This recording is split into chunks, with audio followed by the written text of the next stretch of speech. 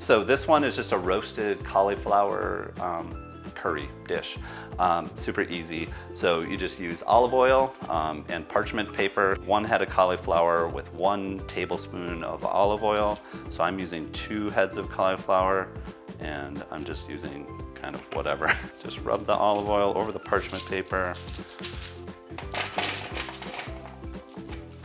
Experiment with it, and just kind of add whatever to taste.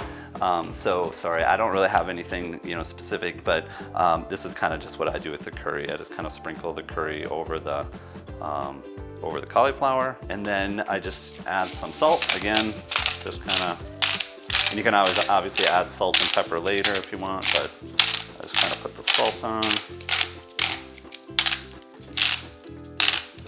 And then the pepper. So super simple. So after I do that, I just kind of mix it up a little bit. So then you just put it in the oven, and I put it on 450 degrees. They say 15 to 20 minutes. I like them kind of a little bit like crispier, so I usually go 20 minutes or a little bit longer.